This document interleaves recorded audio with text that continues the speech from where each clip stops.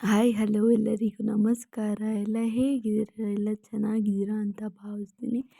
And ಇವತ್ತು ನಾನು ವಾಂಗಿಬಾತನ್ನ ಮಾಡ್ತಾಯಿದ್ದೀನಿ.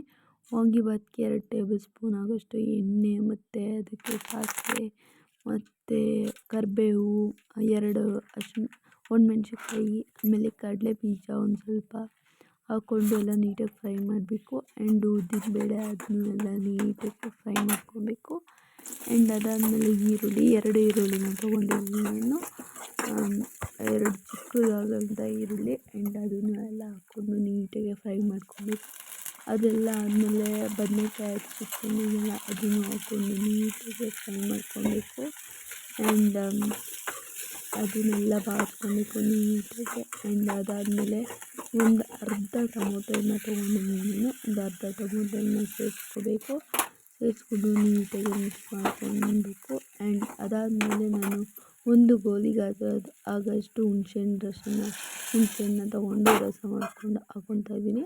ಆ್ಯಂಡ್ ಇದು ಚೆನ್ನಾಗಿ ಕುದಿಬೇಕು. ಹುಣಸೆಹಣ್ಣು ರಸ ಎಲ್ಲ ನೀಟಾಗಿ ಚೆನ್ನಾಗಿ ಕುದಿಬೇಕು.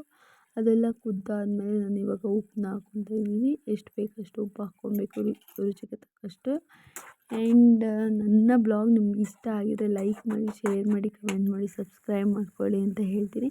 ಆ್ಯಂಡ್ ಇವಾಗ ಖಾರ ಬೇಕಾದರೆ ಖಾರದ ಪುಡಿ ಹಾಕ್ಕೋಬೇಕು. 1/4 ಸ್ಪೂನಷ್ಟು ಖಾರದ ಪುಡಿ ಹಾಕ್ಕೊಂಡಿದ್ದೀನಿ. ಆ್ಯಂಡ್ ಇವಾಗ ವಾಂಗಿಬಾತ್ ಪುಡಿನ ಸೇರಿಸ್ಕೊಂಡಿದ್ದೀನಿ. ವಾಂಗಿಬಾತ್ ಪುಡಿ ಸೇರಿಸ್ಕೊಂಡು ಒಂಚೂರು ಗಟ್ಟಿಯಾಗಿತ್ತು, ಹಾಗಾಗಿ ಒಂದು ಸ್ವಲ್ಪ ನೀರು ಹಾಕ್ಕೊಂಡು ಕುದಿಸ್ಕೊಂಡು ಆಮೇಲೆ ಕಾಯಿ ತುರಿನ ಹಾಕ್ತಾಯಿದ್ದೀನಿ.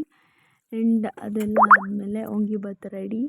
ಆ್ಯಂಡ್ ಇವಾಗ ನಾನು ಒಂದು ಡ್ರೆಸ್ನ ಸ್ಟಿಚ್ ಮಾಡ್ತಿದ್ದೆ, ಹಾಗಾಗಿ ಆ್ಯಂಡ್ ನಿಮಗೆ ಆ ಡ್ರೆಸ್ನ ನಾನು ತೋರಿಸ್ತೀನಿ ಫುಲ್ಲೆಲ್ಲ ಸ್ಟಿಚ್ ಮಾಡಾದಮೇಲೆ.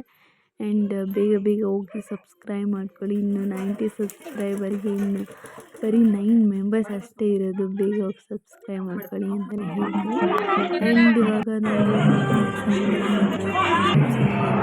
ಹೋಗಿದ್ವಿ. ಆ್ಯಂಡ್ ಅಲ್ಲೆಲ್ಲ